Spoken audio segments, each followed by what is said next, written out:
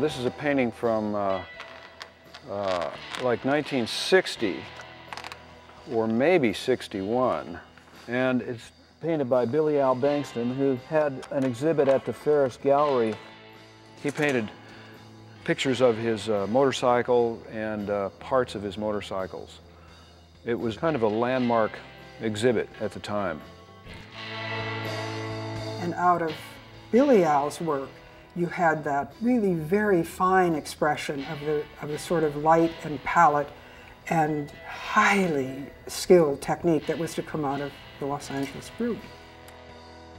Well, the interesting thing was what Kenny Price took with it was, well, wait a minute, we don't need to kind of abstract expressionist up ceramics in order to make it art.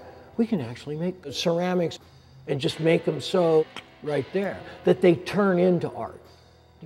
And out of that links directly to the sensibility for pure, clean materials like cast resin. And when something is just, you know, really nice and tight and cherry like that.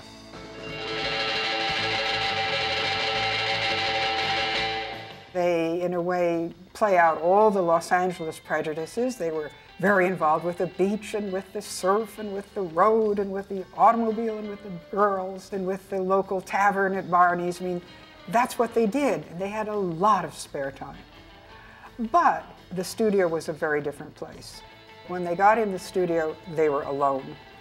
And they all were born with the legacy of modernism. In other words, you didn't look at the external world for your subject. The subject came from you. I believe that there was a difference, that we were doing something not better or anything, but something different than what went on in New York. It was clean and neat and bright and to the point, and I liked it.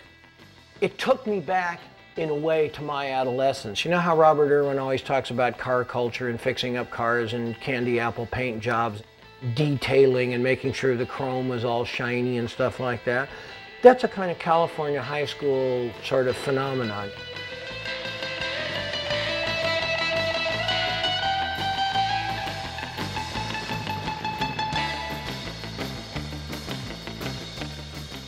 What happened with Bankston is that some of his most interesting colors were when he picked it up from custom car culture and began to spray paint. He sprayed and rubbed out and polished and so on, just like he saw in the world of Barris and Von Dutch and so on. They were, the custom car culture had a real impact. I think there was always some jealousy in New York is because the people that did core finishes were better here, and so you could tap into it. Well, the LA look was hard edge, having to do with new materials, plastics, and what have you. It suited me completely. I just, you know, it suited my aesthetic. When you're raised in Southern California, you know it's a city of light and air and reflection and scintillation of surface. And what happened is that they began to play with qualities of perception. Instead of it being what the Impressionists tried to do, which was to see the effect of color on light, light itself became a palpable experience of the object itself.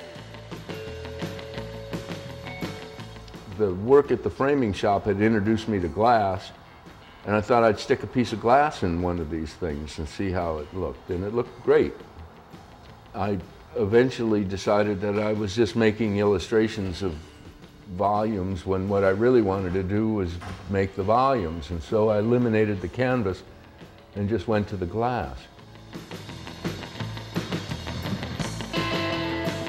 I didn't have the artistic judgment to think that these guys are ahead of everybody else, but this stuff spoke to me as easily as, you know, a 45 RPM rock and roll record that I liked. It went down real easy.